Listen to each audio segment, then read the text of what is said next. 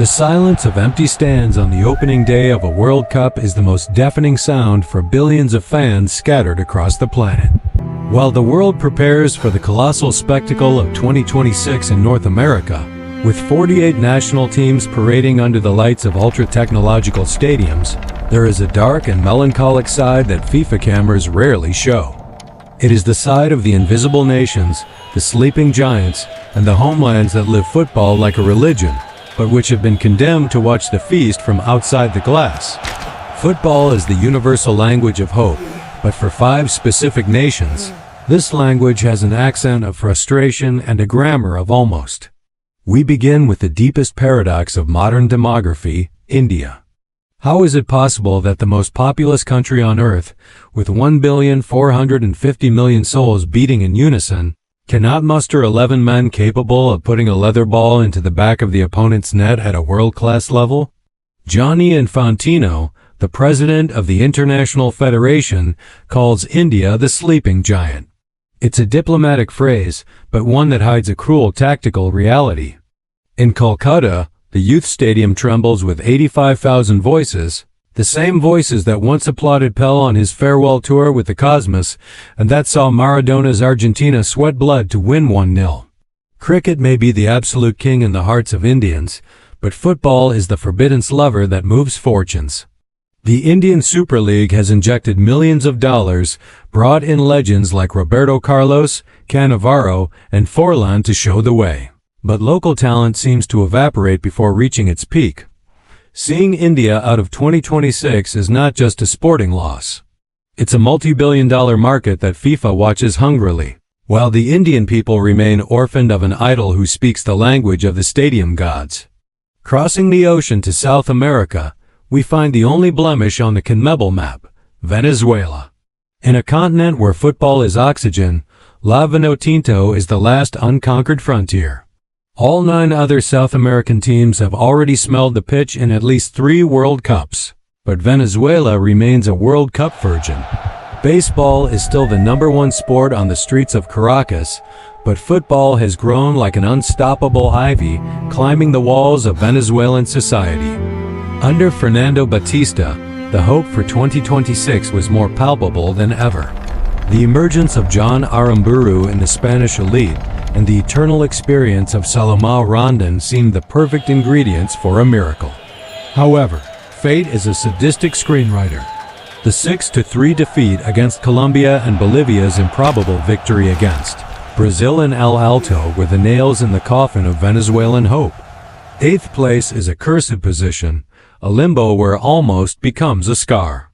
Venezuela cries not for lack of talent, but for a detail, for a missed goal, for a defense that failed in the final minute, proving that in South America, the line between glory and oblivion is thinner than a sheet of paper.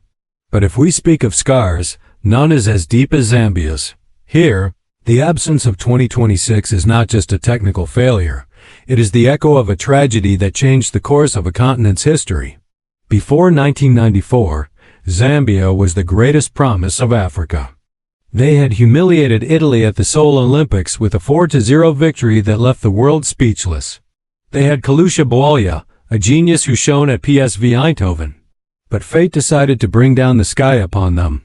On April 28, 1993, the plane carrying the national team crashed into the sea, killing all the heroes on board. Bwalya survived only because he wasn't on that flight. The country never fully recovered. The 2012 African Cup of Nations title, won with Hervé Renard amidst tears and memories, was a tribute to the dead. But the World Cup qualification remains the ghost that haunts the nights of Lusaka. Zambia watches from the sidelines because its future was buried in the ocean more than 30 years ago, and each qualifying round is a desperate attempt to resurrect a dream interrupted by fire and water. In South Asia, fanaticism finds a name, Bangladesh. It is a young country, independent since 1971, and the 8th most populous in the world. What they lack in victories, they make up for in spirit. The Argentinians know this well. Every goal Messi scores is celebrated in Dhaka as if it were a goal scored by a blood brother.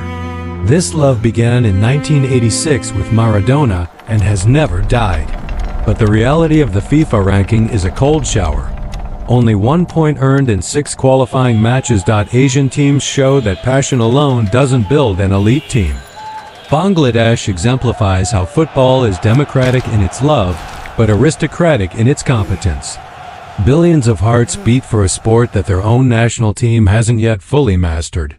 They'll be back on the couch in 2026, painting the streets with the colors of others, dreaming of the day the world will see the green and red flag waving in the center of the pitch.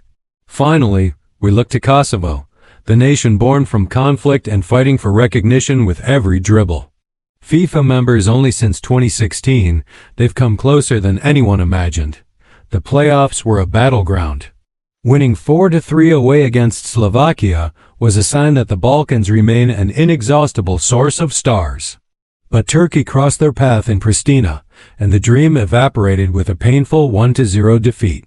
Kosovo is football in its purest form, an effort for identity, a cry for independence. They won't be in the United States, but they've left a warning. Football is made of cycles, and Kosovo's cycle is only just beginning. These 5 stories are a reminder that the 48-team World Cup is still too small to contain all the pain and all the hope in the world. For India, Venezuela, Zambia, Bangladesh, and Kosovo, 2026 will be a summer of silence, but also of renewed promises. Because in football, as long as there's a ball rolling, never is just a word waiting to be erased by the next victory. The pure World Cup isn't just about who lifts the trophy, it's about who bleeds for the right to be there. And these nations have bled more than anyone else.